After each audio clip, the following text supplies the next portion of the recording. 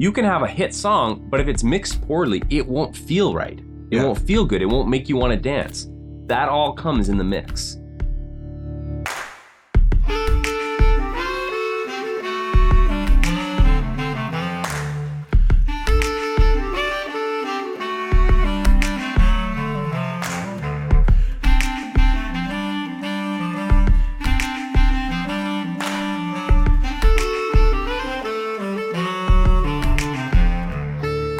Hi, I'm Sean Perrin, and you're listening to episode 78 of the Clarinet podcast, the show where I discuss all that's new and neat with clarinet with the neatest people in the industry. Today on the podcast, I'm joined by Spencer Cheyne, who is a multiple award-winning mixer, producer, engineer, and musician. In addition to having contributed to multi-platinum selling pop songs, Spencer also works with jazz artists and everything in between. In fact, I had the great opportunity to work with Spencer while recording my album in 2015. We discuss all elements of recording in great detail, from choosing a microphone on a budget and which kind you might want to pick, to treating your room, and why Spencer thinks that mixing is like painting with sound. The Clarinet podcast is brought to you in part by its listeners. If you'd like to learn how you can support the show directly on an ongoing basis, see clarinet.com/support. The show is also brought to you by our season sponsor, Daddario Woodwinds. Thank you so much for listening. Sanding, shaping, balancing. For centuries, mastering your instrument meant mastering these crafts too. But now, Daddario is refining craftsmanship for the 21st century by refining their reeds and mouthpieces with the world's most innovative techniques, so you can spend less time sanding, shaping, and balancing, and more time perfecting your own craft. To learn more about the new era of craftsmanship from Daddario Woodwinds, visit daddario.com/woodwinds.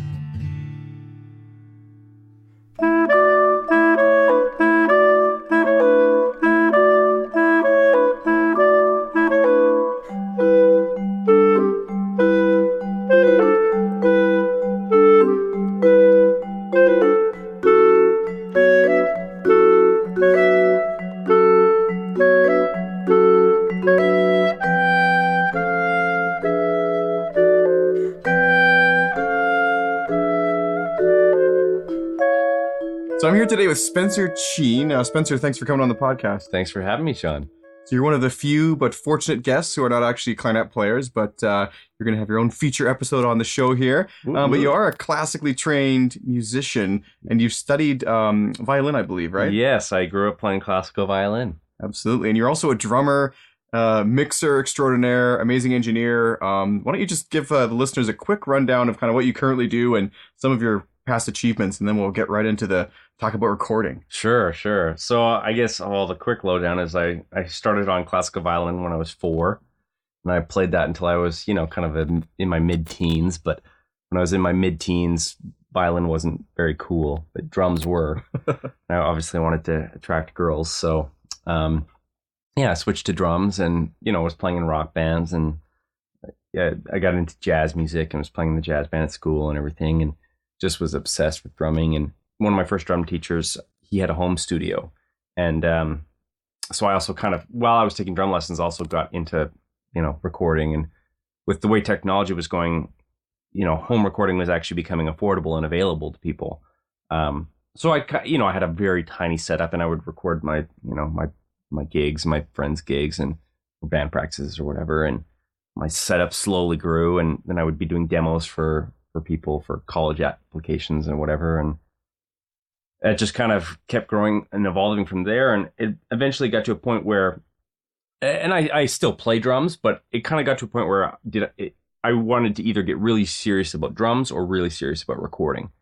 And I kind of decided that rather than going back to school and finishing my degree for jazz performance, I would, instead put the money into like building a studio and more recording gear. And I just kind of, from there, I was kind of doing everything. I was, engineering and producing and mixing for people. And as that kind of went on, nowadays, I'm mostly just mixing for people. And it's really my favorite part of the whole process.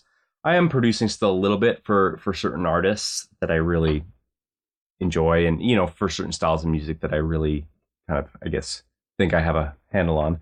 But I pretty much mix every other genre for people on it. It's great because I'm working on a new song every single day, and that keeps it very exciting for me. So We've worked with some amazing artists, and you've also studied with some really amazing people. And even this summer, I know, for example, I'm a huge Radiohead fan, and you were studying in France there, where they recorded A Moon-Shaped Pool, which is their newest album. That's right, yeah. Tell me a little bit about that. I've got to know. Well, there's this program called Mix with the Masters, and essentially what it is the guy who owns that studio, his son was an assistant for Michael Brauer, who's a very famous mix engineer in New York.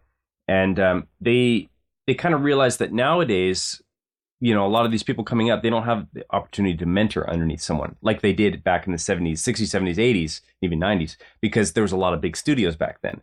Nowadays, a lot of those studios have closed down, so there's not really anyone to learn from. So he created this program where they would bring in some of the biggest engineers and mixers from around the world, fly them into the south of France in this gorgeous chateau where they have a studio in there, and then 10 to 15 students from around the world would apply to be a part of this program, and you get to hang out with the master for the week. And, you get to eat with them, you get to drink with them, you're in the studio all day. They're an open book, and you get to pick their brain about everything. So I've been very fortunate. I got to do it 3 times, actually. Really? Yeah. First time was with Manny Marroquin, who's kind of one of my ultimate mixing heroes. If you listen to, radio, pretty much every second or third song you hear, he mixed. And he's been working with everyone back in the day, like in the 90s. He did a lot of the R&B stuff from Alicia Keys to Erykah Badu to Jill Scott. And now, now he does a lot of pop, a lot of hip hop, but pretty much anything popular, he's probably done it. And then I did it with Michael Brauer as well, who, he came up mixing Aretha Franklin and Luther back in the day. But then his career has been so long, and he's kind of evolved. He was also the guy behind Coldplay, and a lot of kind of 90s, 2000s singer-songwriter pop rock kind of stuff. He was kind of the guy. And then just recently, when I did it, was with Tony Maserati, who he was a New York-based mixer. Now he's in LA, and he kind of came up doing a lot of the hip hop stuff in New York, in the 80s and 90s. And he's also the guy behind almost every Beyonce record, and Lady Gaga, Jason Mraz, even Tupac. All these guys' credits are insane. Crazy. But yeah, so I got to hang out with each of them for a week. Yeah. And, it was amazing. Yeah, learned a lot. So, you're using some words here, which I just want to sort of define and make clear for the audience, because if you've never done a recording project, it may not actually be clear sort of what the difference was. And I know that I even wasn't quite sure when I started. So engineer, mixing, mastering, producer, right. How would we kind of, in a nutshell, explain each of those terms? So I think it starts with engineering and recording. Recording and recording engineer are kind of sometimes used interchangeably, and they're the first step. So capturing the performance, you need microphones, you need microphone preamps or console or whatever, and capturing what the artist does. Once it's captured, which is usually the recording engineer's job or the engineer's job, then usually the producer's the guy who is saying, well, and he's involved in that process as well, in the recording process, kind of helping direct the artists and the performance. But after the fact, any editing you do or any comping or splicing or basically doctoring to the recording, the engineer will usually do it, or the producer will do it along with him, but it's usually the producer's call. And then after that, it needs to get mixed. So let's say in the case of, let's just say a basic rock band where there's 2 guitars, a bass, and drums. There's going to be at least a guitar track, another guitar track, a bass track, and then the drum tracks could be anywhere from 3 to 20. And by tracks, you mean different mics, basically. Different microphones that have been recorded. So in a multi-track session, you load up Pro Tools or whatever it is, whatever program you're using, there'll be 20 different tracks. And you can mix and match and balance these different tracks together. And you can EQ them, meaning changing the tone, like they could be darker or brighter or more mid-range. Just like on an old car stereo, you can turn up the treble or the bass. That's a very crude, basic form of it, but and then there's compression, which is basically squeezing the dynamic range of things. And then you can use effects like delay, which is essentially what it sounds like. You're just delaying the signal and having a repeat of it, or reverb, or some people say echo. And basically, these are all tools or like paintbrushes that I use when I'm mixing a song to make it come to life.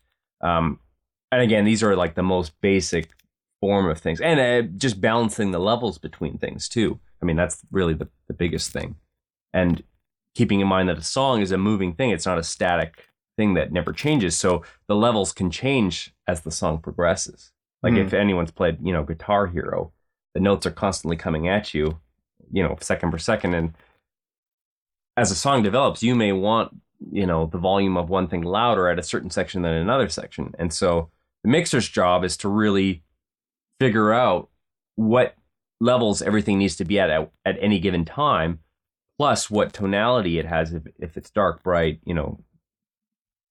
the EQ of it, how compressed it is, how much. Let's just stop at the mixing for a second, because I remember a session you did at a local music store called Long and McQuaid here in Calgary, and you talked a little bit about kind of in the mixing, sometimes when, for example, I think there was a guitar part that came in, and then another part entered, and you brought back the guitar part in the mix, and it just seemed like such a classical or musician type thing to do. Do you consider the mixing role to be almost like a musically active part of the... Yeah, it's funny because a lot of people, I think of mixers as super technical geeks.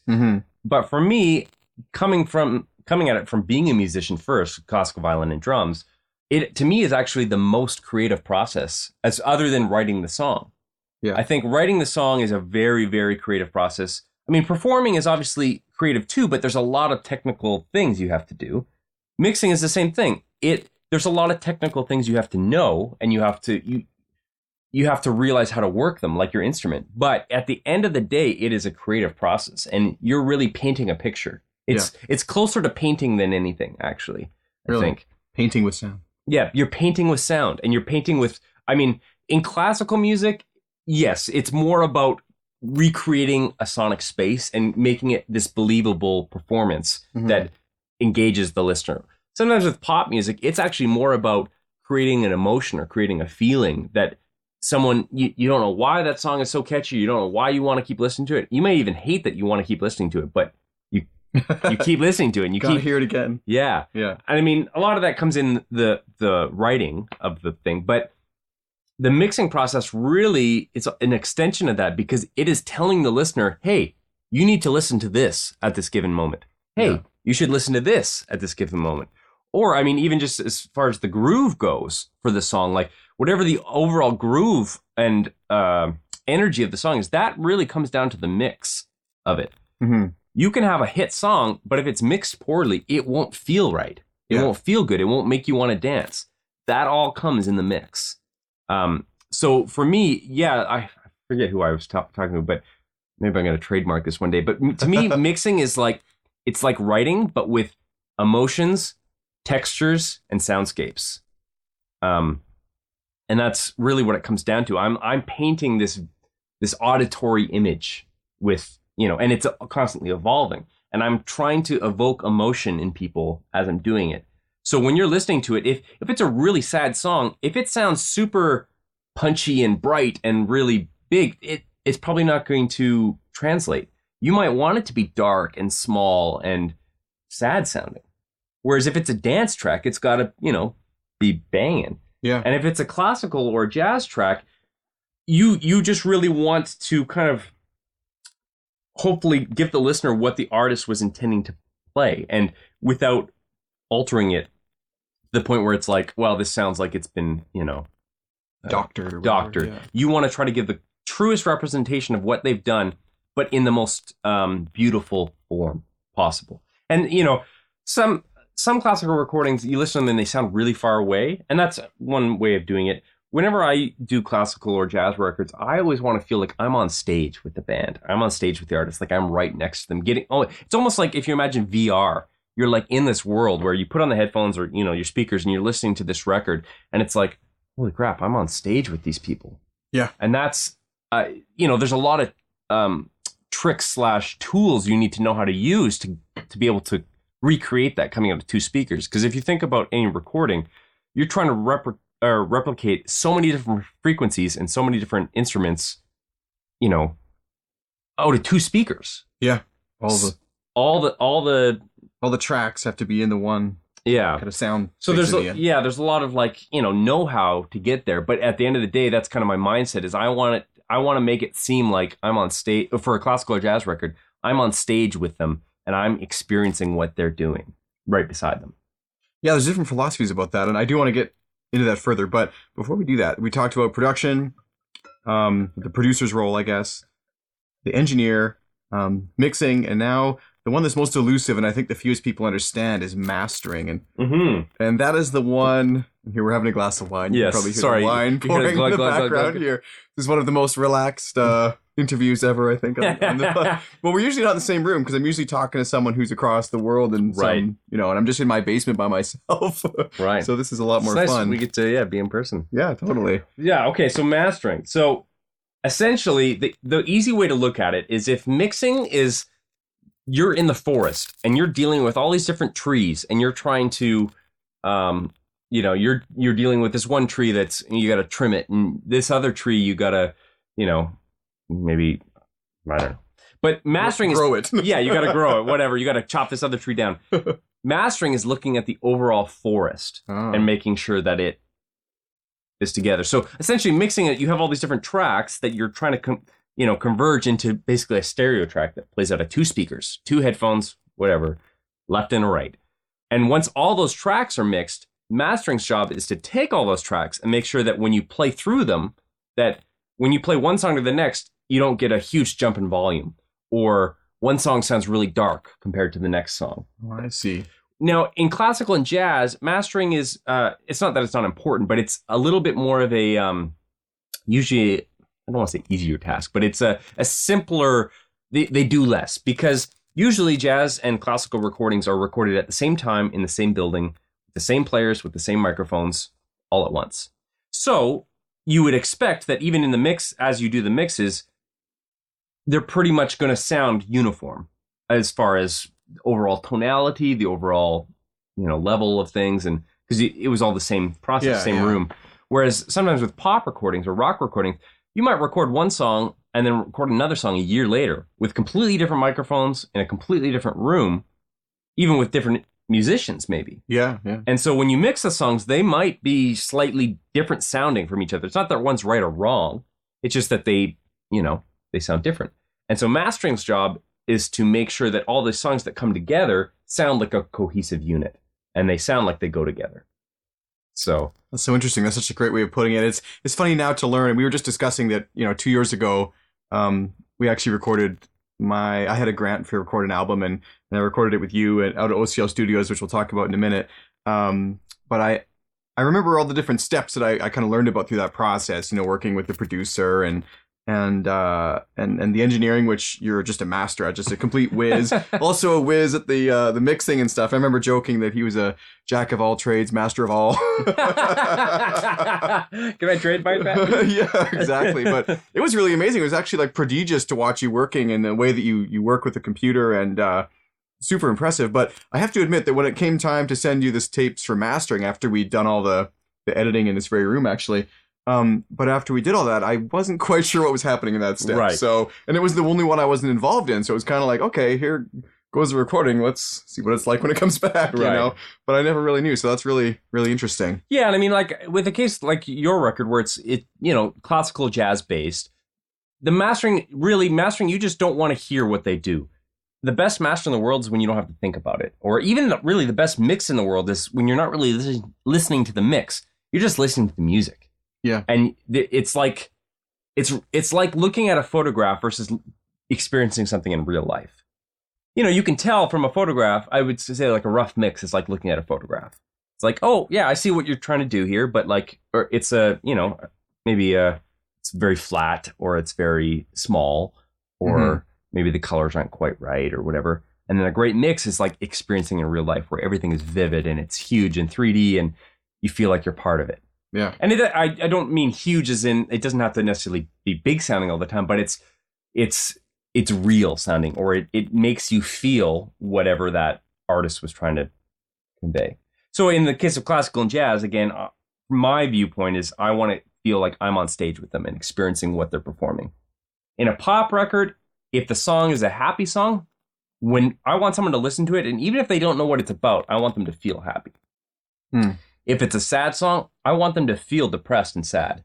If it's a depressed, yeah, I maybe got a little dark. If it's a dark, an angry song, it should make you feel aggravated or like worked up. The mix has so much to do with that. It really, I mean, that's why I'm so fascinated by it, because coming from playing classical instruments to rock, pop, blues, jazz, whatever, country, and then recording it all and, producing and engineering, to me, the mix is still, it's like this amazing art form that, it's just, you have so much control and manipulation over things that, to me, it's the ultimate form of writing.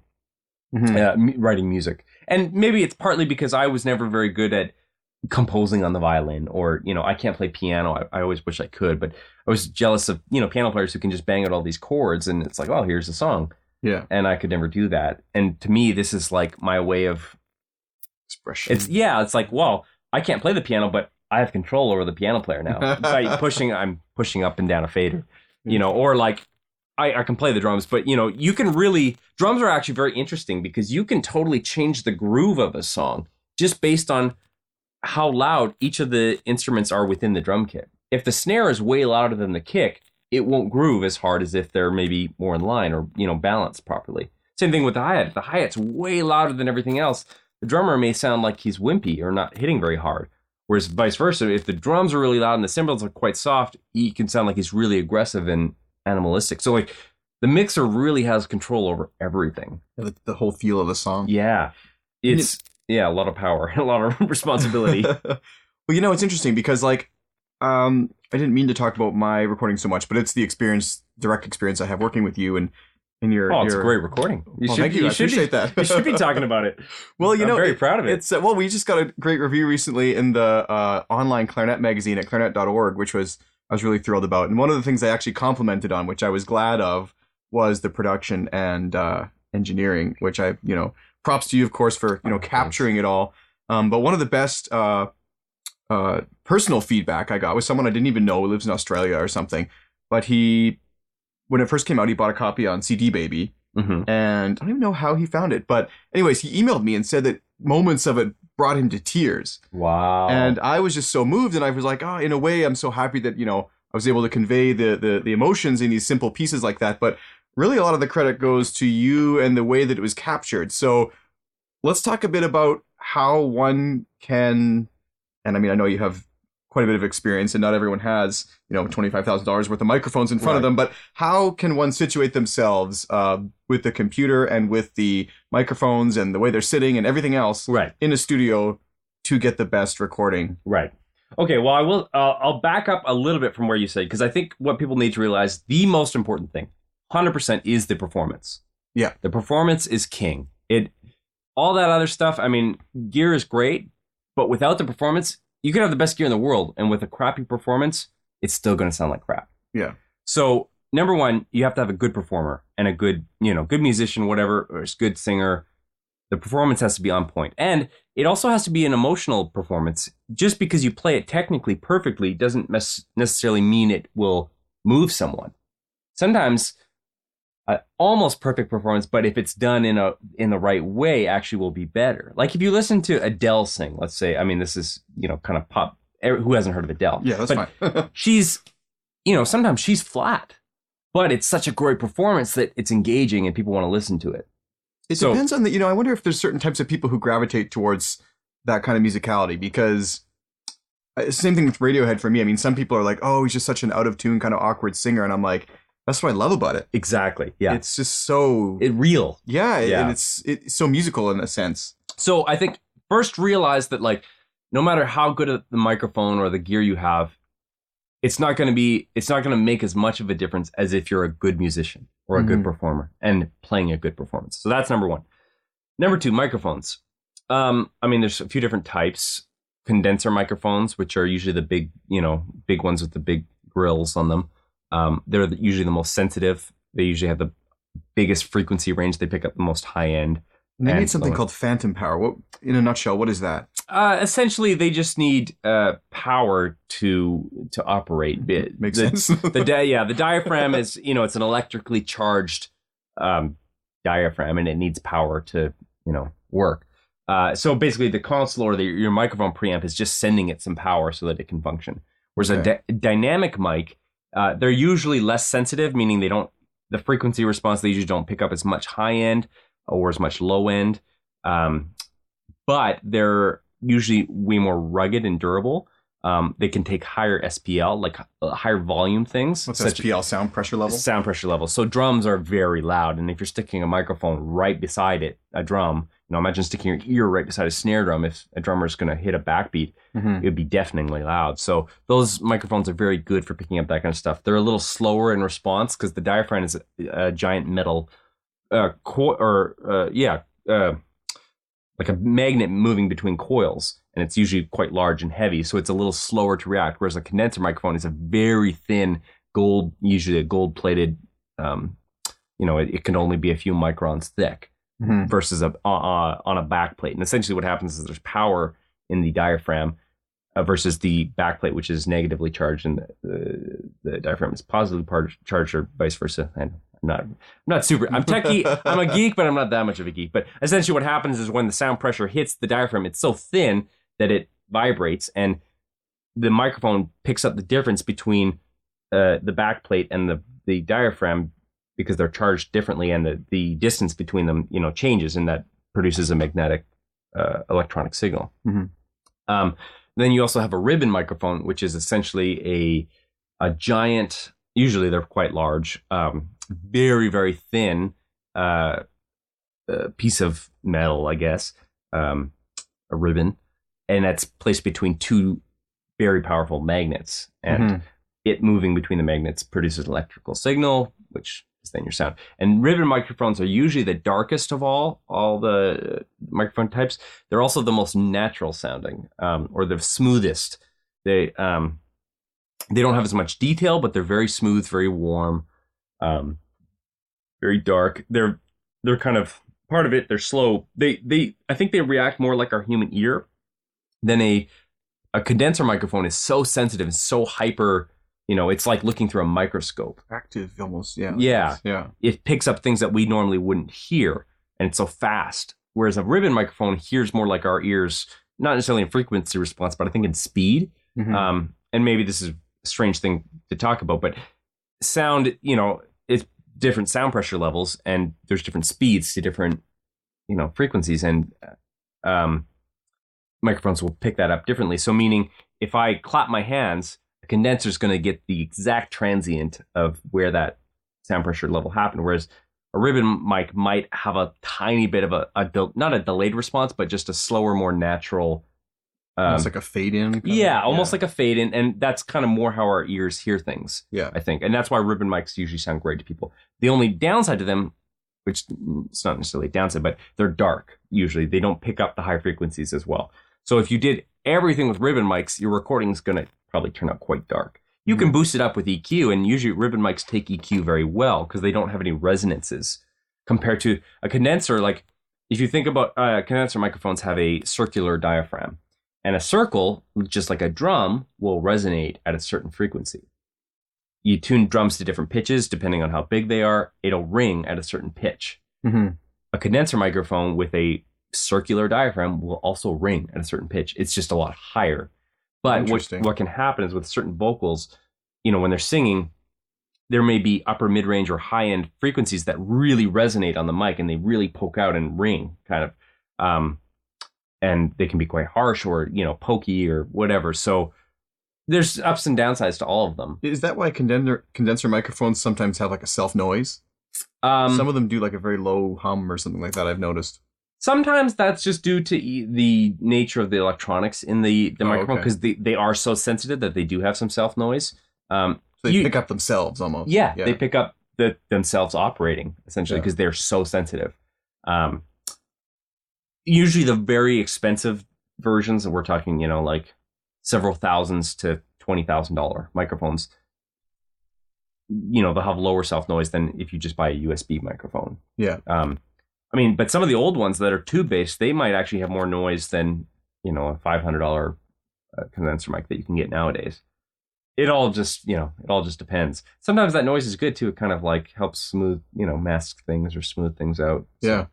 you don't necessarily want, think about it like light. We like soft white light where it's, that kind of yellowish tinge or the yellowish glow, even though it's not white, it's yellow essentially, but it's pleasing to us. If you had stark fluorescent lights everywhere, it would be kind of ugly and harsh looking. Yeah. It's the same thing with sound. Like, people don't necessarily like pure perfection because it's too stark and too real. Or think about it like video. I don't know if you've ever seen behind the scenes of when they're making movies, and you see them filming what the scene is, but with like a regular home camcorder at 60 frames or whatever it is, and it's almost like too lifelike and too stark. Yeah, my TV does that sometimes. If you turn off the motion blur or something, it gets very, very weird looking. Yeah. We kind of like, movie, I think cinema is done at 24 frames a second, which is actually quite slow compared to, what's available. And not saying that faster frame rates are bad, but there's kind of there's a magic to that cinema quality. Yeah. Same thing with sound. Having a perfect representation of exactly what you're hearing at that, with that microphone might not be the best thing. You might actually want it to be colored slightly, or edges to be softened or whatever. It's like a lens on a camera, I guess. Exactly. Yeah. So let's say, Instagram filters. There's the best. There is the best example ever. The modern example. How many, like everyone takes a picture. Ooh, that doesn't look good. Oh, let's put a filter. Oh, that looks way better. It doesn't necessarily look more accurate. It may look better to you, but it is less accurate. Yeah. Same thing goes with sound. You don't necessarily want whatever is the most accurate. You want what is the most pleasing. Well, and the Instagram filter, too, puts an emotion on it. It does. Totally. It totally does. Yeah. And, we can tie that into, like, with Clarinet, for instance, when we were recording, I remember using a condenser and a ribbon on you. Yeah. There was 2 close mics and 1 room mic, I think, was what we had going there. And so let's say, like, we haven't really talked about deciding whether or not to record in a studio with isolation or versus, and for those who don't know what that means, it's like with isolation, which is what I did, you got the clarinet in one room and we had marimba and vibraphone in the other room, and you have the freedom to kind of pick and choose from your takes individually, right? But another way of recording would be like you go to a church and you set up microphones and you record the performance, Yeah. So we have so much to talk about here, but I don't know whether it'd be better to start with the room selection or the mic selection and then placement or what. Okay. Just walk us through like deciding what vibe you want, and also once you get the mics, I think where to place them, because clarinet's not a directional instrument. Right. It's tough to record. They go hand in mic choice and the room go hand in hand, and the recording style. Because if you're recording in isolation, meaning like you were saying, the players are in separate rooms and they are totally isolated from each other. So your microphone is only picking up you, and the other person's microphone is only picking up them. The microphone doesn't necessarily have to be as close to the instrument because you're not worried about trying to get as much of you in it as you can. Whereas, if you're recording all in the same room, I would mic you a lot closer and I would mic the other person a lot closer than I would have if you're in isolation, because I'm trying to get as much sound from you out of your microphone as I can. Yeah. So that if I want to turn you up, I can turn you up in the mix without turning everyone else up too. Yeah. Whereas in isolation, it doesn't matter because it's isolated. So essentially in a where it's live all in one room, the mics, I would use less condensers actually, because condensers are so sensitive and they pick up everything that they're going to pick up a lot more of everyone else as well. Yeah. It's called bleed, right? When it goes across the channels or bleed. Tracks, so usually, and there's also different microphone pickup patterns where, either the microphone picks up everything around it or it only picks up what's in front of it, or it picks up what's in front and behind, but not on the sides, which would be figure 8. There's, many different options. And usually ribbon mics are figure 8, meaning that they pick up the front and the back and not the sides. But if you were in a situation like that, where let's say you were facing another player, a ribbon mic might not be a good option because it's going to pick up what's in front of it, but it's also going to pick up what's behind it. Yeah. So it's going to get just as much of what's behind it as it in front of it, unless you position it where maybe you're at a 90-degree angle from the other player so that the ribbon mic, it doesn't pick anything up from the side, and maybe the side is pointed to the other player. Yeah. So you can use different microphone techniques based on, the pickup pattern, what kind of mic it is, the room. If the room is super lively and bright, I'm probably going to pick dark microphones.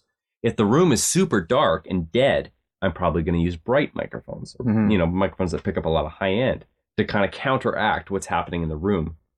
Let's say we're going back to isolation. Because you have isolation, you don't necessarily need to mic the instrument up super close. And like in the instance of the clarinet, like you were saying, it's not directional because the sound comes out all the keyholes.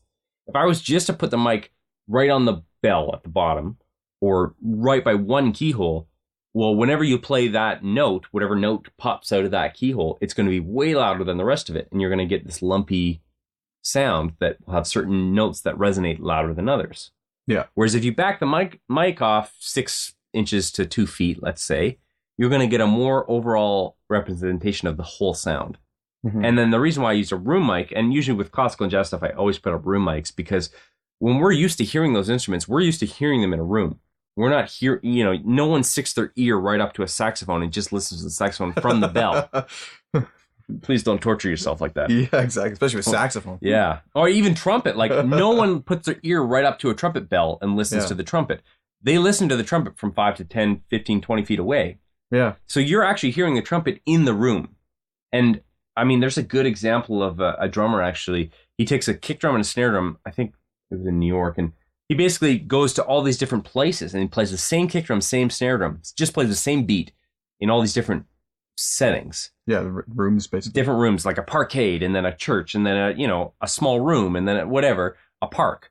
And the drums sound completely different in every situation. And he doesn't change anything. It's just the room, the reflections, everything. So knowing what kind of room you're in will dictate what microphones you use, how close you put them. If you're in a very lively room, a very reflective room that has a lot of echo to it, the mic will probably be closer to the instrument because you want to try to get as much direct sound as you can. Whereas if it's a very dead room, you could probably put the mic a few feet away and it's not really going to sound that much different than if you put it up close. So, when I'm engineering something, all those things are going through my head constantly. It's like this giant puzzle that you're trying to solve and trying to compensate for with various things. Or even the clarinet. Do you have a bright tone or do you have a dark tone? Yeah. If you have a dark tone, I'm probably going to use a brighter mic. If you have a dark tone, or a bright tone, I'm going to use a darker mic. And I remember this is where the interesting kind of like the blending comes in too. I remember that you recorded, or I think anyways, a ribbon mic and a condenser. Mm-hmm. And what you were able to do then was blend the two together and get a more representative sound. And if you wanted to, you could then darken it up or lighten it up for the track. Yeah. So, I mean, it can get tricky because as soon as you use two microphones on a source, you run into phase problems. Phase is basically just the timing when the sound hits each mic. Yeah. So if there's a timing difference between when the sound arrives to each mic, the sound is going to cancel out each other at certain frequencies. If they're perfectly in line, you won't have any of that. So that's the first thing you got to make sure is the capsules are completely in line so that there's no phase issues. They were almost touching. They maybe were touching slightly. Like barely. Yeah. And that the sound arrives at each of them at the exact same time. So once you have that, the reason why I chose it with you is because sometimes when you're working with an artist for the first time too, you're not sure if some people like a bright sound. Some people like a really dark, mellow sound. So it offered the choice. It offers the choice of, not fixing it later, but basically being able to paint with those textures later. And usually with horns or wind instruments, I usually find a good combination having both because a lot of the low warmth, the ribbon mics just pick that up so well. But then usually you want to hear some of the air and that detail, which they don't do that well. And you could boost up the high frequencies with an EQ on that mic, but it's not the same as the super hyper detailed condenser mic. It's almost like a high dynamic range photo that captures like the... Exactly. Yeah. That's exactly it. It's where it captures all these different exposures and then you blend them together. In the way that you want. Yeah. That's so interesting. It's funny looking back and the things I didn't realize at the time were happening. And I actually remember too, you getting down and asked me to play and then just moving your head around and listening. Yeah. And because that too, I mean, sometimes all this technical crap, I mean, you wouldn't want to just sit down and say, okay, put the clarinet 6.2 inches. No, yeah. You got to use your ears. And that's the musical side that you're applying, right? Yeah, I think I learned that lesson kind of early on that, if you move your ear an inch, literally, from an instrument, it can sound completely different just based on where the sound is resonant or, coming out of the instrument. Mm-hmm. And also based on the room, based on everything else. So as you get the microphone closer to the instrument, every millimeter, every inch actually sounds much more different than if you were 10 feet away. Yeah. If you're 10 feet away, you can move the mic a foot and it's not really going to sound any different, probably. Yeah. It depends on the room, but if you're up close, an inch can mean the world. So you really have to, get in there and kind of figure out where is the sweet spot for this instrument? Where does the sound the most natural or the most pleasing? That's so interesting. And so one more thing we should touch on is the idea of the different sound spaces and soundscapes. And I don't think it's something a lot of classical musicians think about. And it's something that I have a little bit of interest in production and not nowhere near what you're doing, obviously. But when I had the chance to record this, it was very important to me that it was in a certain way. And that hasn't pleased everybody, but that's okay. Not all the people who listened to it thought it's different. It's right. different than most clarinet and marimba recordings. So most would exist in like a hall, and you get that natural resonance, and you'd get all these different things. But I kind of wanted the concert hall to be the headphones or the speakers you were listening to instead of that. So like artistically, what are the options and how can one decide? Well, I think if you record a little on the drier side, you can always add reverb later and add more effects and echo and things to make it seem like it's in a bigger space. I think there's a little bit of there's definitely some animosity towards that, right or wrong, in the classical community. In the classical community. I have no problem with it. Yeah. Why would someone learn to not have a problem with that? How could they learn? Well, how could they accept it? The way I view recording different than live performance, and maybe the classical people are going to shoot me, but no, some people. It's interesting the contrast between guests. I mean, some guests are ardently. You know what it is? There's certain people who believe recording should be taking a picture. Yes. There's some people who believe it's painting. Yeah, I believe it's painting. I believe so too. Because you know what? If I want to go hear a clarinet and a marimba in a concert hall, I'm going to go to a concert. Yeah. And I'm going to hear it in a concert hall. Exactly. And if I listen to it at home on speakers, it's just not going to be as good as that performance. Whereas I think it literally can't be. It can't be. It's just never going to be the same. So I say, why not have it be this different experience where, again, for me, listening to classical or jazz music, I want to feel like I'm on stage with them. Because in real life, I would never get to do that. Yeah. I would never get, you can't go to a concert and just go out and stand next to the performers and, watch them perform. You can, but you'll get kicked off stage. Yeah. But the recording world is this magical place where we can actually simulate that and we can make it seem like you are on stage with them and you can have that experience. You know what? Really, the best way to describe it is theater versus movies. Yeah. Both are acting, but they're they're very different. Movies, and I mean in classical maybe they're a little more similar. In let's say in pop music though, it's very much like making completely different a Hollywood movie where everything is shot in small segments and it's pieced together later, and certain scenes it might not make sense or whatever, but when you put it all together, it's like you have this, oh wow, that movie was great. Whereas you go to the theater and everything is performed live and it's a great experience, but they're just very different things. And if you filmed, my view of people who believe classical music should just be capturing a performance and listening to it as if you were in the hall. It would be like taking a camcorder to a theater show. Yeah, I was just going to say, filming how awkward is that to watch? And then listening to or watching it at home. It just, why?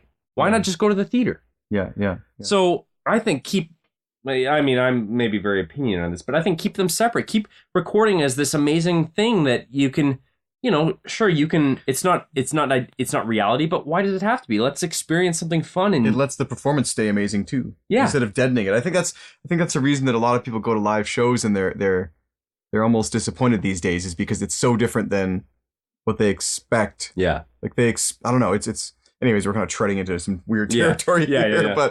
But so, I mean, for me, it was important that I got that sort of almost like a jazz pop kind of sound that exists in your headphones as what we just talked about, its own entity, you know? And I think in a way it's a little bit freeing because I don't expect it to sound exactly like that live. Right.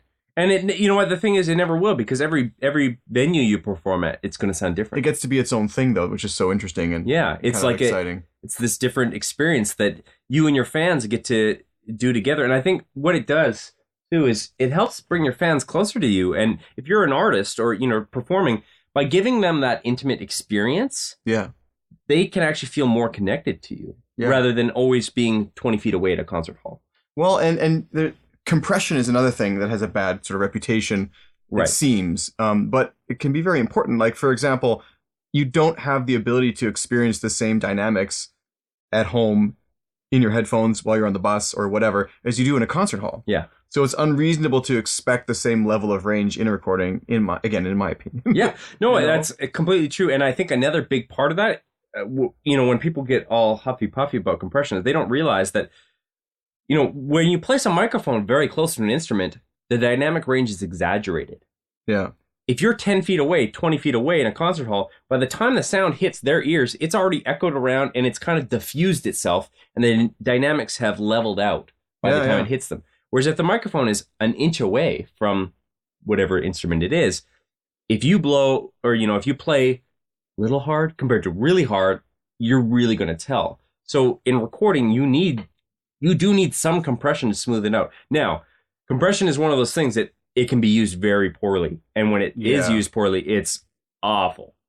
But if you use it correctly, and, that's where learning your tools and knowing what all this stuff does. And I mean, there's thousands of different compressors. And certain compressors may sound better or worse on certain instruments. And even just knowing that, no compression isn't created equal. Mm-hmm. So knowing which compressor to use on which instrument and how hard to hit it and how much level to feed the compressor.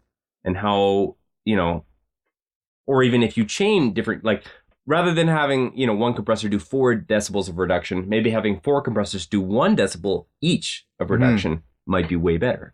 Yeah. It's there's, a whole world of possibilities. But I do think that it can be overused, but it is also very necessary to, like you said, riding the bus. There's a noise floor riding the bus or the train that there's already 50, 60, 70 dB of noise going on around you. So meaning that if the music was only 50 dB loud, the train noise is 70 dB. You're not going to hear anything. Yeah. So you don't. I hate listening to that kind of music on the train, for example. I mean, and I think the people who say they enjoy it are almost lying to themselves a bit, because they're not hearing the what they think they're hearing. Exactly. Whereas in a concert hall, it's relatively, let's say, silent, or the noise floor is 20 or 30 dB. Yeah. So you hear all those nuances and that I think a recording is meant to be enjoyed in many different locations, and that's part of mastering's job too, is to make sure that the dynamic range is not too large on a recording. It's helping smoothing that out in the most invisible way possible. Yeah. And again, there's lots of examples of bad compression, especially on trumpets and stuff. You can hear it right away, and it's just oh, that sounds terrible. Yeah. But if it's done right, you won't even know it's happening. It seems smoother and seems more controlled. And you're able to turn the recording up to the point where you can get above the noise floor. Let's say the car, the train.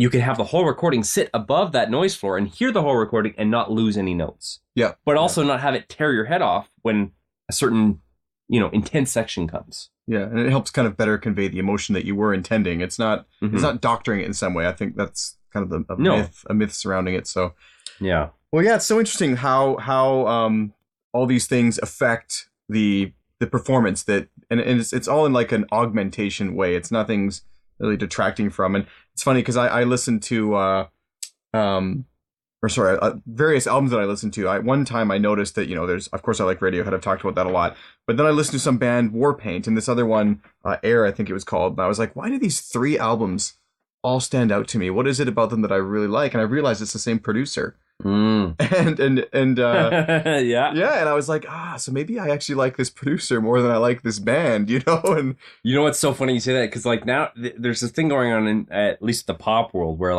the producer / the DJ guy, they're almost as famous as the artists. Think about it Calvin Harris or Tiesto or Zed or Skrillex, or I mean I could go on and on, but a lot of these guys, they're almost the producers are an artist in a way where they're shaping the music and this stuff, and the band is their instrument. Yeah. Yeah. It's really Well, interesting. with Radiohead, they joke that he's the unofficial sixth member of the band, and sometimes he's even come on stage to play like a tambourine, right, for a track or something ridiculous like that. But there was actually a picture on Facebook recently where someone was like, "Oh my God, I was at whatever bar in the UK, and I turned around and there's Tom York and now Nigel Godrich," and it's just funny that someone would recognize the producer, Nigel. Yeah, yeah, totally. So, anyways, that was a really, really fascinating conversation. But there's one more element I want to touch on before we wrap up, and that is home recording, because not everyone has the chance or the money or the opportunity or the need, honestly, to record at a studio somewhere out of town, or spending a lot of money or whatever. They just want to record a demo at home or something. And so how can someone, first of all, treat their room in a way that will reward them the best? Yeah. And what microphones would you recommend to someone who's trying to record, for example, a clarinet? This is a clarinet podcast. I know we kind of treaded through the weeds a bit, but right, yeah. But so what would you recommend? So the first thing is getting rid of flutter echoes and trying to even out the low end in your room. The easiest way to do that is insulation, basically. Either the pink stuff, like the whatever it's called, the Pink Panther on it, or what's better, at least in Canada, we have Roxul, Roxull. It's made out of volcanic ash. It's green stuff. You can see some of it right there. Oh yeah. It's a little thicker and denser. In the States, they have Owen Corning's 703 and 702. It's yellow insulation. Basically, it's just insulation. Yeah. And what it does is the sound pressure gets eaten up by it, and that it gets evened out, and it kind of soaks up the sound. So the best way to do it is you just get a 1x4 or 1 inch by 4 inch piece of wood. Usually they come in 8-foot chunks. You chop it up so you have 2 4-foot chunks and 2 2-foot chunks, and you build the picture frame. So it looks like a picture frame that's 2 feet by 4 feet, 2 feet by 4 feet, a rectangle. And that will usually fit any of these pieces of insulation perfectly, like a picture. You just put the insulation in it, and you wrap it in fabric. And voila, you have a sound absorbing. Make your own. And how much would that cost on average to do it yourself like that? Per panel? Per panel, probably $10. That's it? $5 to $10. Yeah. I feel so stupid. I paid recently. I paid for a bunch of foam that barely did anything on Amazon recently. I bought a big box of foam. Oral X or whatever. Yeah. I mean, the thing is, it is quite affordable to do it. It's a bit of a pain in the ass to do it. But it did improve the sound of the podcast a little bit, because I was getting a lot of bounce back kind of stuff, and I wanted to use a different kind of microphone, which I had purchased, and I think that anyone listening would notice a marked improvement after that. I did that to my office. Right. Yeah, so that's the main way. I mean, usually you can only buy the insulation in 8 panel things, and it's like $30 or $40 for 8 bats of insulation. Yeah. And the wood will cost you, $5 to $10, and then the fabric is probably the most expensive part. But you could make 8 panels for, $60, $60 to $80, I think. The corners of the room will have the most low frequency problems. So, I mean, if you're just recording a clarinet, it's probably not that big of a deal. You're not really worried about low frequencies. But if you have speakers in your room and you're trying to listen back to what you're playing or recorded, if your speakers are in the corner, they're going to have unnaturally high bass in them. Yes. And even if your speakers are in the room and your corners are all untreated, the speakers might have a ton of bass or they might have no bass, depending on where you put them. So treating the corners of the rooms, and then also the reflection points, if there's a wall between you or, beside you and the clarinet, you should put some absorption there between that and the mic, so that, any sound bouncing off the wall doesn't bounce off the wall directly back into the mic. Yeah. The easy way to tell if you're really concerned about it, get a mirror. And if you have, your clarinet in a mirror, anywhere that you can see, if you you have a friend move the mirror around in the room, along the walls, and if you can see the microphone, or if you're looking from the microphone's perspective, the clarinet, if you can see them in the mirror, you're getting sound reflections from that wall into each other. So that's a good tip. Yeah.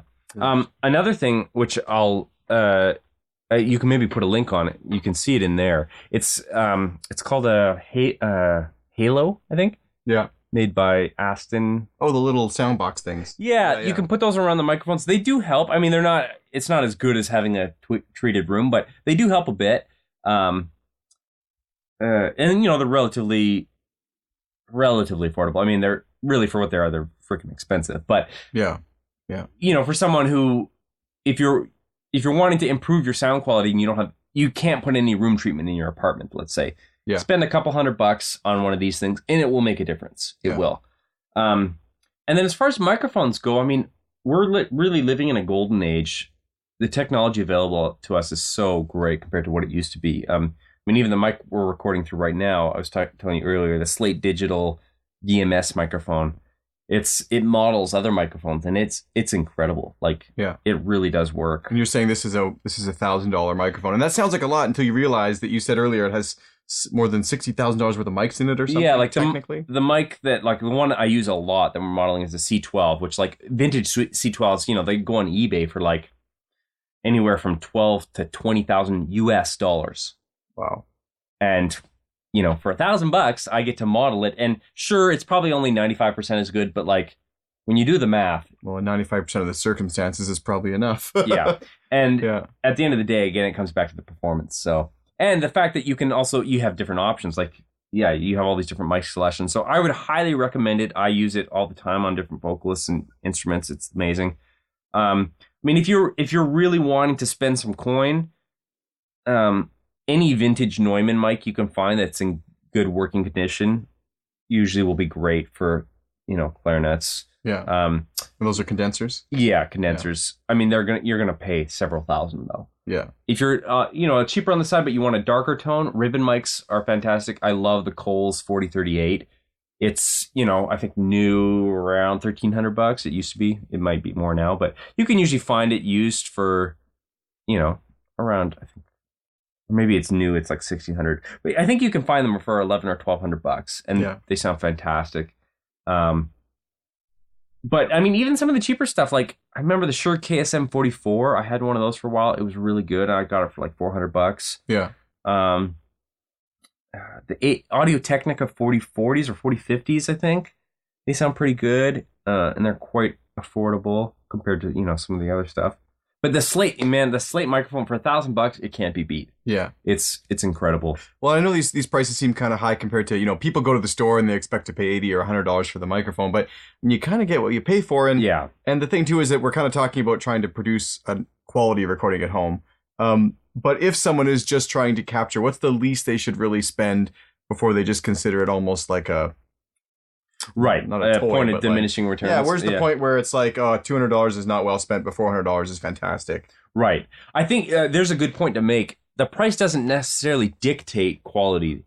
It's the type of microphone or the brand or whatever. Like, you could pay $2,000 for, or like, I know, for instance, AKG 14. Great mic, but on a clarinet, it's probably going to be very bright. And maybe that's what you want, and maybe that's what you're going for. But some people might hear and go, oh, that mic sounds terrible. It's so bright and harsh.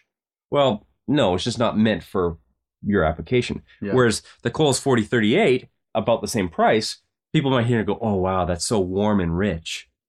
Yeah.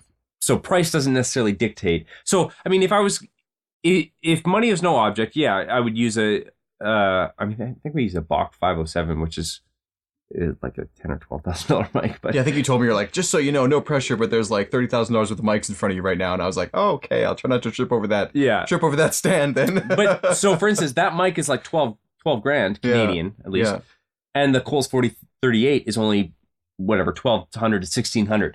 Yeah, and so there's like literally one costs 10 times the amount the other does. But they both sound great. It just depends on, you know, it depends what sound you're going for, what kind of tone you want. So with the cheaper, lower end stuff, I remember the Shure KSM 44 sounding good as a large diaphragm condenser, which I think you could probably find used for like $400. Yeah. If you're in the 80 to 300 range, most of them are probably going to sound pretty similar. Mm-hmm. And another thing, a misconception is some of those knockoff Chinese mics, like, I can't remember the exact brand, but I'm using MXL, which is basically like a very cheap. And I find they have different characteristics. Well, what were you going to say about them? Sometimes they can sound just as good as the expensive ones. The problem with them is the quality control. So you don't know if you're getting a good one or not. And it's like that with clarinets, actually, too. You know, I mean, if you pay a lot of money for one, the high level professional ones, they're going to be more consistent. And than the ones that, it's interesting about the little the cheaper mics too, is because I was reading the reviews of them, and one of the reasons I went with the ones I did choose is because I wanted a ribbon mic, a condenser, various ones for different uses. And I went with them because people said this is 80% as good as a mic that costs 20 times more. Yeah. You know, and so I was like, okay, I'm tempted by that. But now, though, you've got me thinking that a better way for the modern musician to produce what they really want is these slate mics, because you're getting such, although it's $1,000, it is an investment in what you're doing as a musician. And it comes with the microphone preamp too. So it's a no-brainer. Yeah, honestly, if you're thinking long term. Yeah, if you're thinking long term, like for me, I literally every time I record it, I'm always blown away. I'm like, I can't believe, because the thing is, I work at a studio that has all the real microphones that this models. Yeah. And like every time I use the whole cabinet. Yeah. Yeah. And I'm like, man, this thing is like, it's so crazy good. Like, and I'm not getting paid anything by them. I'm not sponsored. I paid full price for mine. Yeah. But it blows my mind, the technology we have available to us. It's just, just like everyone uses plugins nowadays. We're used to using plugins. What most people don't realize is back in the day, to mix a record, using all the plugins we use in the computer, in the DAW, you would have a studio that cost $500,000 to $1 million. Oh, yeah. Just to recreate what that is. Yeah. And microphones have just gotten to that point now. Yeah. So I think the Slate is one of the forefront. There's another one called the Townsend, that Universal Audio it's the same idea. Yeah. I haven't used it, but I've heard good things. As far as ribbon mics go, usually they're a little bit more expensive. The Coles 4038 is just like, it's the ultimate, in my opinion. You can get, Royer 121s are great. I don't like them as much on they're not as dark as the Coles 4038s. They're great on guitars and certain other things, but usually for horns, the 4038 is like my holy grail, mixed with a condenser. But if you do want a cheap alternative, the Cascade Fatheads, I think, are about $300. I don't have any, but I just know I have a few friends that just rave about them, and like, I'm sure they're, they may be not. It's kind of thing where they're 80% as good, but like for $300, you can't really go. Well, wrong. It's worth considering too. I mean, I know that we're talking about some pretty high priced things here, but look at your clarinet. It's probably worth $3,000 to $10,000. Yeah. Are you really going to record it through something you bought at the dollar store for $15? Give it the recording element, the artistic sort of presence it deserves, I guess, is sort of. And I will say too, with recording gear, the instrument and the performer is the most important, but after that, the microphone is by far the most important. You can, I kind of went through a geek phase where I went through different microphone preamps and different compressors and different EQs, and you can go down that rabbit hole. But at the end of the day, the mic makes the biggest difference. Yeah. Totally. And then the room you're performing in. If the room has a bunch of problems and, it has all this flutter echo, or like, it sounds boxy or whatever, you're probably better off spending money treating your room than you are buying a better mic. Especially when really you can treat your room for like $100 or $200. Yeah. At least, and if you're in an apartment and you can't really put anything on the walls, get one of those, the halos or the things that wrap around the mic. That'll help. And then, the biggest thing though is microphone placement. You can have a great sounding mic, and if it's in the wrong place, it'll sound like crap. Yeah, totally. So, well, yeah, that's all some really amazing stuff. And I realized that before we wrap up here, I forgot to actually ask you about OCL, the place where you're currently working. So tell me just a little bit about it, and then we will do the lightning round, which is the last part of the podcast here. So, well, OCL stemmed from this guy named Dan Owen, who's an amazing kind of music. I can never say this word. Philanthropist. Thank you. Such a tongue twister. I mean, he's just has a passion for music. He loves music. He's actually quite a good drummer as well, but he makes his living in the construction business. Mm-hmm. But he built this studio and this musical hub for people in just outside of Calgary. And he's poured millions into this place. It's beautiful. It's completely, designed by a professional studio designer. It's got a Neve console. It's which Neve, like if you're a gear geek, Neve is like the holy grail of consoles. The microphone locker is ridiculous. Like I was saying, the Slate microphone that models all the mics, he has all the real mics. Yeah. And just dozens of them. Well, the whole place is basically it's out of town in Calgary here. It's basically a mansion. I mean, I remember when I rented it to do the recording there with the help of that Alberta Foundation of the Arts grant. It was clearly meant for a bigger band than just me and the marimba player. Right. Yeah. The producer didn't even stay out there. So us two, the marimbist and I, had this whole house to ourselves for like the 3 days we were recording, and it was pretty interesting. So what kind of projects have recently been done there in the Canadian music scene? Well, I mean, in the country scene, George Canyon just did his record there. Yeah. We did some stuff with, well, this is more country. Brett Kissel. And do these people stay there too when they're recording? Yeah, usually. Yeah? Yeah. I mean, not every artist does, but most of them do stay out there. Yeah, Brett Kissel, we did some stuff there. Leaving Thomas, more country stuff. The pop world, like, I've been working a lot with Jocelyn Ellis, Ruben Young. Well, congratulations, though. You've got like 3 songs in the top 25 right now or something like that. Yeah. Is that what it is? Yeah. Is it one of them just went top 10, too. Top 10? Yeah. My God. So, yeah, you're really into the... Yeah. And, I mean, yeah, from the jazz point of view, I mean, pretty much everyone around the Calgary scene, you know, all the heavy hitters, they've all done their records there over the last couple of years. It's quite affordable too. You'd expect that it would cost a lot more than it does. And well, because I was worried at first too, like, oh, we want to, you know, what if we did record it at a different place, like a church or something, maybe it'd be more, you know, authentic or whatever. But and then I was looking at the capabilities of the place, and I was just, it was unbelievable. Something like that was so close to home. Yeah. So we're really fortunate. We are very fortunate. Yeah. So shout out to Dan Owen for creating. Absolutely. And his daughter Meg Owen actually manages the studio. And there's also a concert space upstairs. There is. Yeah. I know. Yeah. It's amazing. Amazing. We're very lucky to have them. I mean, even just in Canada in general, it's one of the top studios in Canada. And the fact that they've made it affordable for artists that they can come and stay there, he's really created he's helping foster the music community like very few have. Yeah, absolutely. So, well, actually, you know who I was thinking? I saw a duo perform on the weekend. Cornell Wolak, who's going to be a podcast guest. I'm talking to him tomorrow, actually, but he played with an accordion player in Airdrie on the weekend. He's going to be living, I think, out in Victoria. But all I could think is they did a really amazing duo performance. And I was like, they should do their next album. So I'll spread the word. I'll tell him. But I know he listens actually, so maybe he'll hear that and head out here one time. But yeah, thank you, Spencer, so much for taking the time to come on today. Well, thanks for having me, Sean.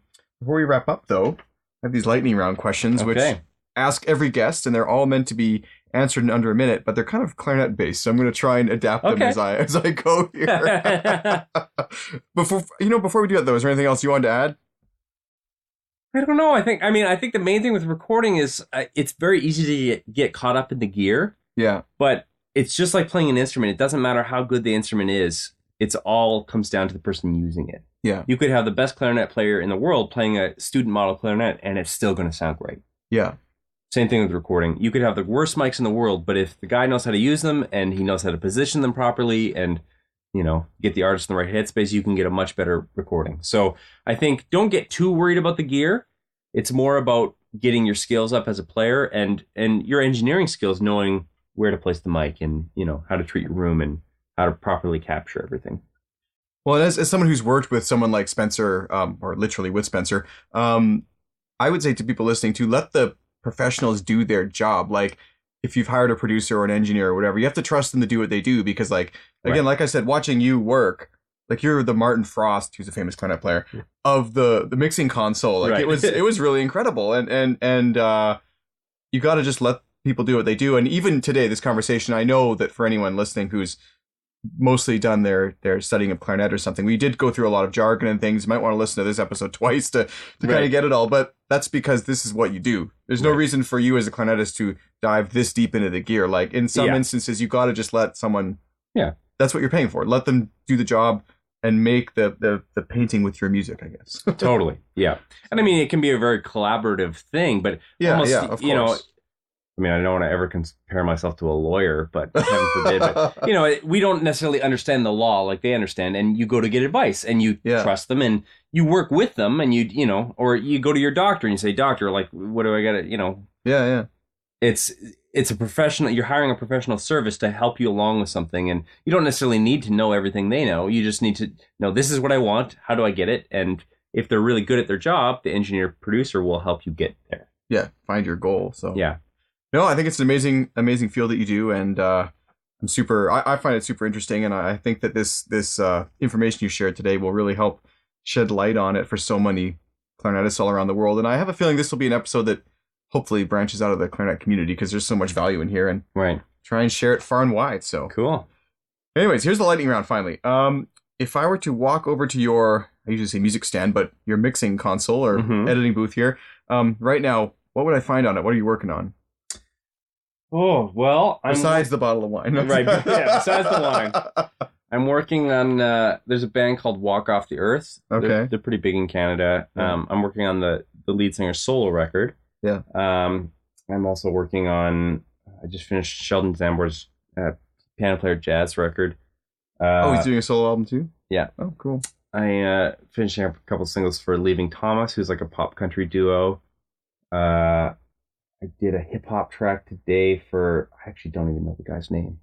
Sometimes I just get sent files to mix for, It's like, it's a mixed bag. Every day is completely different. Well, you're mostly mixing now. Yeah, I'm just We're mixing. almost all mixing now, right? Yeah, there's a tiny bit of production still, but it's, 95% mixing. Yeah. So The next question is, what piece of music or album changed your life indefinitely?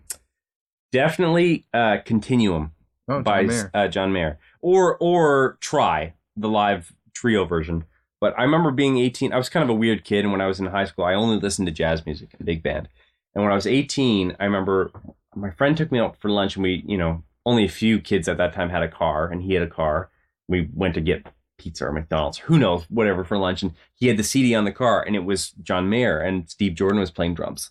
And it was like, rock and roll, but not like hard rock. It was like kind of singer-songwriter rock and blues, but like it's like, what is this music? This is incredible. And Continuum is my favorite record of all time. Really? It's your kid A. Am I kid A for me? And that's why the two guys I mentioned, Manning Marquand and Michael Brower, the mixers that I got to study with, the reason why I went to study with them is because they both mixed that record. Oh, wow. That's so cool. Yeah. Yeah, you've really you've reached some really amazing levels with your interest for this stuff. Well, when you listen to that album, did you ever think that you'd be doing that? No, that's the thing. Yeah, I never thought I would get to meet those guys or pick their brains, but it was pretty cool. That's amazing. If you could play, well, I think you might have answered this already at the beginning, but if you could play any other instrument than the one you currently play, which I guess we'll say is drums, right? Mm-hmm. Which would it be and why? Definitely piano, just because, at least in my world, and when you're producing it, it can be the most flexible because you can, trigger other sounds from the piano.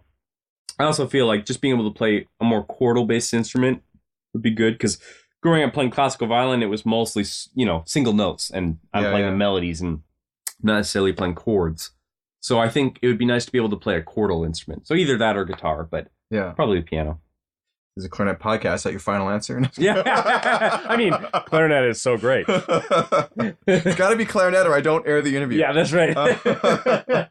If you could go back in time to meet any person, who would it be and why? Musical person. Ooh, that's a good one.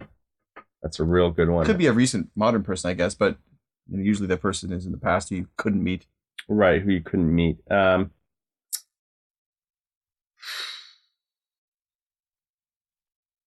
think if I was going on drums, I just think because it would be so interesting, I would love to meet Buddy Rich. Yeah. I think he was such a character. He was such a great drummer, and I think he was just one of those natural savants. He never got taught drums. He just did it. And I think it would be interesting to just talk to him about what his life, how he thought about life and music, because I think his life was so different than most people's. He was playing in vaudeville when he was like, a toddler, basically. Yeah. And just seeing his view on all of it. Yeah. Talking to him would be quite interesting, I think. I was expecting some sort of studio guru or...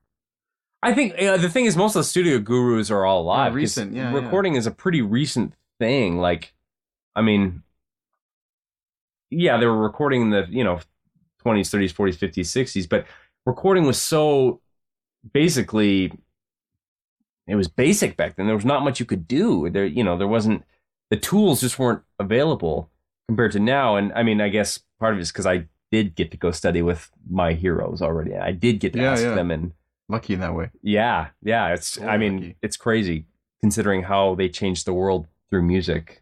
Like they're basically the Steve Jobs and the Bill Gates of the music industry. Or they are the, the kingpins. Like they're the Picassos. They're the, trying to think about other industries, but they're basically the top of the top of the top. And I did get to pick their brains. So I think I already got to do that, and it's pretty cool. That is awesome. Well, we're back in time. What advice would you give your 21-year-old self? Reaching deep here. Yeah, totally. I think be just be patient. Like I always want stuff to happen like that. And, there's a good side of that where it's like you're always hustling, you're always, trying to improve. But sometimes I think I might get ahead of myself, and it's just to slow down and enjoy life and enjoy the process. Yeah.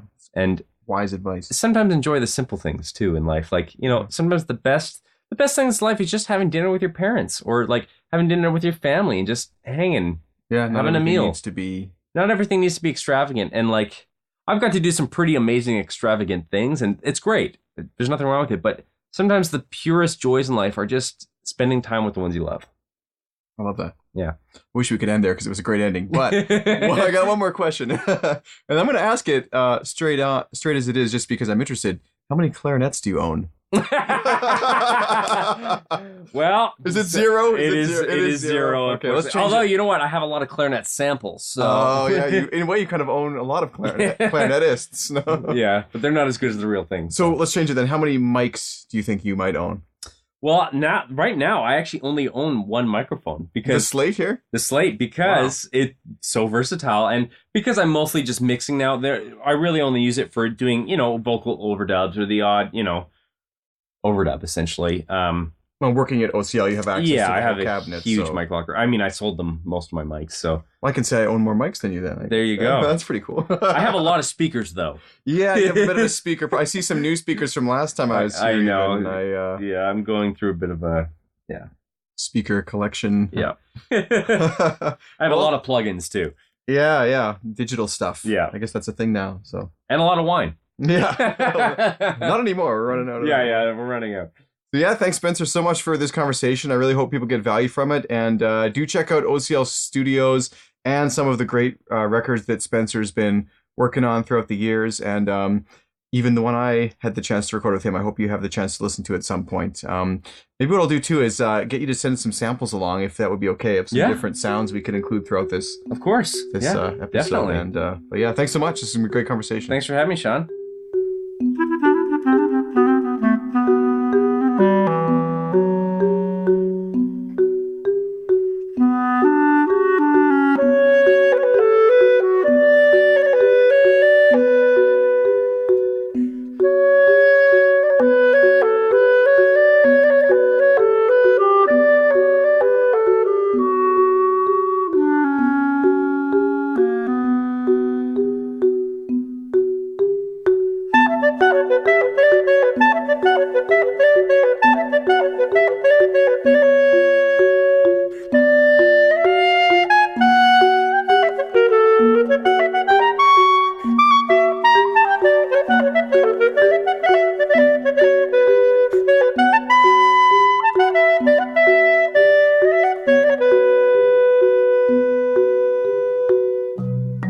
Thanks for listening to today's episode of the Clarinet Podcast.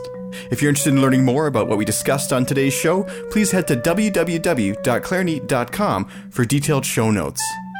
The podcast is brought to you in part by the support of its listeners. If you'd like to learn how you can help out for as little as $1 a month, maybe treat the podcast like an extra read once a month or once a week if it's adding value to your life as a clarinetist, head to clarinet.com/support to learn more. Of course, the show is also brought to you by our season sponsor, Daddario Woodwinds. Thank you so much for listening. Sanding, shaping, balancing. For centuries, mastering your instrument meant mastering these crafts too. But now, Daddario is refining craftsmanship for the 21st century by refining their reeds and mouthpieces with the world's most innovative techniques, so you can spend less time sanding, shaping, and balancing, and more time perfecting your own craft. To learn more about the new era of craftsmanship from Daddario Woodwinds, visit daddario.com/woodwinds.